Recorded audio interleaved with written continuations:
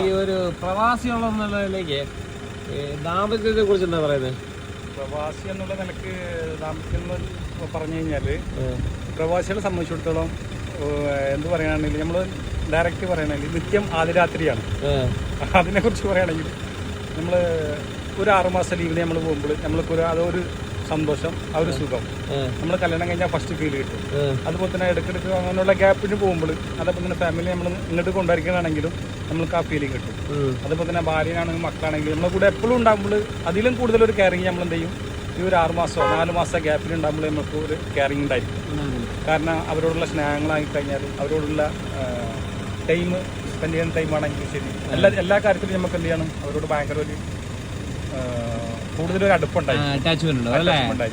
കാരണം എന്ന് വെച്ച് കഴിഞ്ഞാൽ നമ്മളെ കൂടെ എപ്പോഴും ഉണ്ടാകുമ്പോൾ എന്താണ്, അത് നമ്മളെ കൂടെ എപ്പോഴും ഉണ്ടെന്നുള്ളൊരു ഫീൽ ഉണ്ടാവും. പക്ഷേ എപ്പോഴും ഉണ്ടാകുന്നത് നല്ലത്. പക്ഷേ ഇത് ഒരു ചെറിയൊരു 3 മാസം 4 മാസം ഒരു ഗ്യാപ്പ് വരുമ്പോൾ നമ്മൾക്ക് എന്താണെന്ന് വെച്ച് കഴിഞ്ഞാൽ നമ്മൾക്കെന്ന് നല്ലൊരു ആദ്യ രാത്രിയായി മാറും.